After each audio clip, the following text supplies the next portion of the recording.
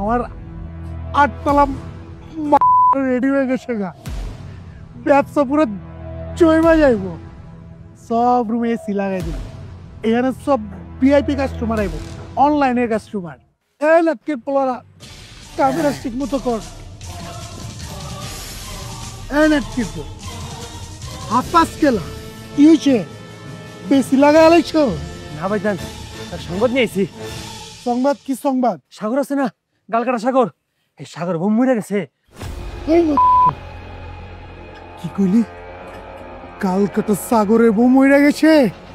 আমার এখন কি হইব? আমি ওর লেগে লক্ষ লক্ষ টাকা খরচ করছি।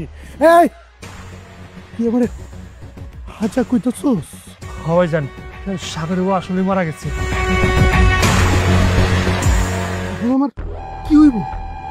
আমার কি হইব?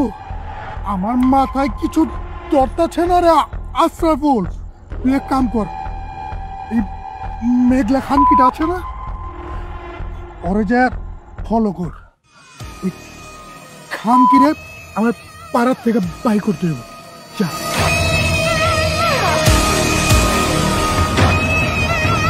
হ্যালো, আরে আমার সর্বনাশ হয়ে গেছে। কাটা সাগরে প্রথম মরে গেছে গা, এখন আমার কি হইব? নাজমুল সাহেব, আপনি বললেই তো আমি কাজটা করতে পারছি না ভাই। আপনি কেন বুঝতে পারছেন না? হ্যাঁ, আমি জানি যে প্রজেক্টটা অনেক বড়, আমার অনেক টাকা বেনিফিট হবে, কিন্তু সবসময় বেনিফিটটাই বড় কথা না। আমার পারিবারিক কিছু কাজ আছে। এই শুনুন, আমি যদি পরে ইন্টারেস্ট ফ্রি করি, আমি আপনার সাথে কমিউনিকেট করবো, ঠিক আছে? রাখছি আমি। ওয়ালাইকুম আসসালাম। দাদু ভাই, দাদু ভাই, কি করছিলে দাদু ভাই? এই তো টিভি দেখতেছিলাম। শুধু টিভি দেখলে হবে? পড়াশোনা করতে হবে না? আমি তো পড়াশোনা করি দাদু ভাই। অনেক পড়াশোনা করতে হবে। শোনো দাদু ভাই, তুমি এখন আমার একমাত্র অবলম্বন। আমি চাই পড়াশোনা করে তুমি মানুষের মতো মানুষ হও, এই সমাজে তোমার একটা আলাদা পরিচিতি হোক, আর এটাই আমার স্বপ্ন। তুমি কোনো চিন্তা করো না দাদু ভাই, তুমি দেখবা আমি ঠিক তোমার সব স্বপ্ন পূরণ করে দেব। এখন তুমি নিশ্চিন্তে থাকো। আমি সেই ভরসাতেই বেঁচে আছি দাদু ভাই। তুমি বড় হবে, মানুষের মতো মানুষ হবে, এটাই আমার স্বপ্ন।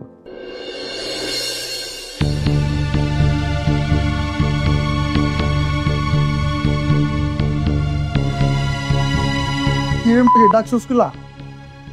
কেন ডাকছি তুমি জানো না? তোমার কাছে যে আমি টাকা পাই, আমার টাকা কবে দিবা? টাকা? তুই আমার কাছে টাকা পাস? কি টাকা? কেন ভুলে গেছো? তুমি যে গালকাটা সাগরের সংসার ভাঙার জন্য আমার বলছিলা, আর বলছিলা যে সেই বিনিময়ে তুমি আমাকে প্রত্যেক মাসে টাকা দেবা। আমি আমার হকের টাকা চাইতেছি, আমি তোমার কাজ করে দিছি, এখন তুমি সুন্দর মতন আমার টাকা আমাকে বুঝায় দাও। হায় আল্লাহ, এটা আমি কি শুনতেছি? যে মায়ের লাগে আমি আমার বউটাকে ছেড়ে দিছি, আমার মায়ের আমি রেখে চলে গেছি। সেই মাইটা, সেই মাইটা আমার লোক এত বড় প্রতারণা করলো। আমি তারা কোনো ভুল করছি না। আমি আমার বউর কাছে, আমার বাচ্চার কাছে ফিরে যাবো। হ্যাঁ, তোরে আমি কালকাটা সাগর পিছে লাগাইছিলাম ওর বউয়ের উপরে, ওর বউয়ের উপরে প্রতিশোধ লওয়ার লেগা। ওর বউটা মই রয়ে গেছে, এখন আমার তোরে দিয়ে কি করবো আর সাগরে দিয়ে কি করবো? আমার তো কোনো কিছু লাভ হইব না। এই এত কিছু তো আমি বুঝতে যাবো না। তুমি যদি আমার টাকা আমাকে বুঝায় না দাও, আমি কিন্তু তোমার সবকিছু মানুষে বলে দেবো, তখন তুমি দেখবা। এই মা, তুই কার লগে কথা কইতেছস? তুই জানো তুই চিনোস আমারে? তুই কার লগে কথা কইতেছস? এই পাড়ার মধ্যে বহুত মাগি আছে, তোর মতো মাগির আমার দরকার নাই। আমার প্রয়োজন হইলে তোরে যেভাবে এতদিন ভোগ করছি অগ করবো। তুই আজকে আমার এই পাড়া ছেড়ে চলে যাবি। তোরে আমি যা কইছি তাই করবি। তুই কালকে এই পাড়ার শহর ছেড়ে চলে যাবি। জানোসই তো, তোর মতো এর আগে 100 মাগে আমি পাচার করে দিছি, তোরেও পাচার করে দেব। কথাটা মাথায় রাখিস।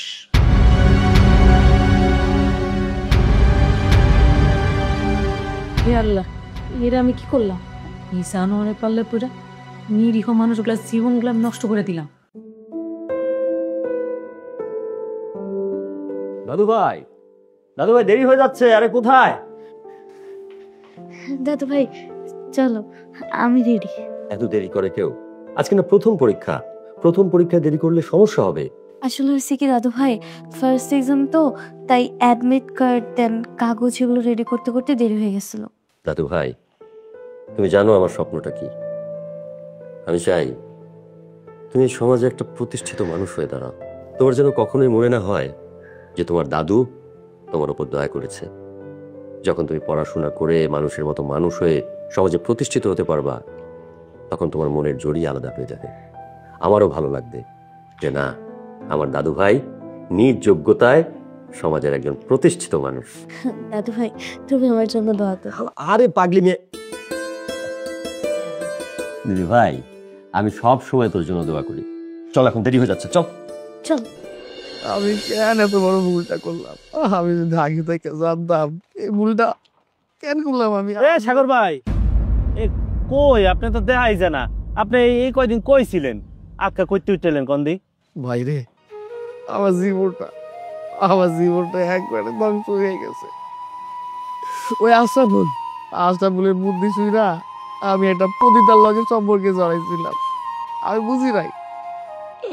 আমি যদি আগে থেকে বুঝতাম আমার জীবনটা এইভাবে ধ্বংস হয়ে যাইব, তাহলে আমি কখনো আমার বউটার লগে খারাপ আচরণ করতাম না। আমি আমার ভাইয়াটার লগে খারাপ আচরণ করতাম না। ওই আশরাফুল আর চৌধুরী মিলা আমার জীবনটা তছনছ কইরা দিল রে ভাই। এতদিন মানুষ আমারে কইতো, মানুষের জীবন যদি ধ্বংস করতে চাও তাহলে তারে দুইটা জিনিস দাও, একটা হইতেছে নেশা আর একটা হইতেছে মাইয়া। আমার জীবনটা যেভাবে ধ্বংস করবো এই দুইটা মানুষ আমি জানতাম না রে ভাই। আমি এখন কথা শুই না, আমি একটা পতিতার লাগে সম্পর্কে জড়াইছিলাম। আমি কি মানুষ? আমি তো মানুষ না। আমি আগে থেকে নেশা পানি করতাম, এটা সত্যি কথা, কিন্তু আমি কোনো মায়ের লগে কোনো সম্পর্কে ছিলাম না। কিন্তু এই আশরাফুলের বুদ্ধি শুই না, আমি একটা পতিতার লগে সম্পর্কে জড়াইছিলাম।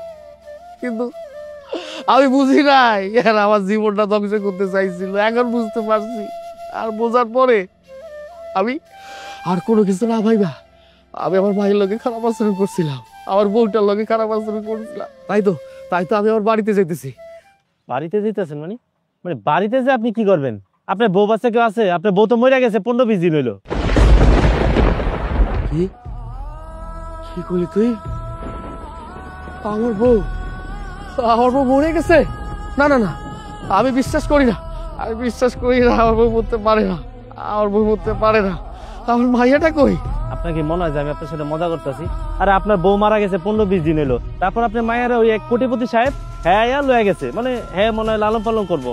না না না কালু, তুই আমার লাগে মিছা কথা কইতেছস। আমার বউটা মরে নাই, আমার মাইয়া কোথাও যায় নাই। না, আমি বিশ্বাস করি না।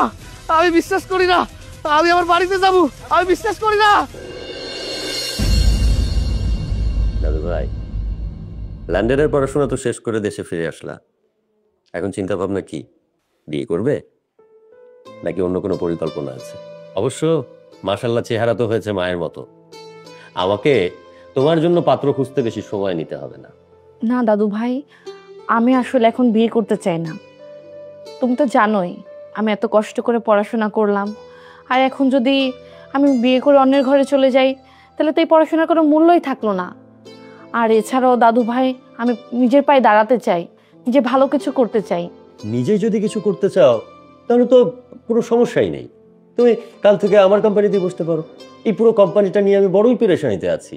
এই বয়সে আমার আর এসব করতে ইচ্ছে করে না। আসলে দাদু ভাই, আমি একটু সময় নিতে চাই। কোনো সময় না, আমার বয়স হয়েছে। এই বয়সে আমার এইসব এই বিজনেসের চাপ আর ভালো লাগে না। এই বয়সে একটু বিশ্রাম চাই। আর আমার দাদু ভাই যেহেতু একজন যোগ্য মানুষ, বিদেশ থেকে পড়াশোনা করে এসেছে, আমি তার চেয়ে যোগ্য মানুষ এই কোম্পানির জন্য আর কোথায় পাবো? ঠিক আছে দাদু ভাই, তুমি যদি চাও তাহলে আমি আগামীকাল থেকেই তোমার কোম্পানির দেখাশোনা করব। এই না হলো আমার দাদু ভাই আমার উপর থেকে একটা বিশাল বোঝা নামিয়ে দিল।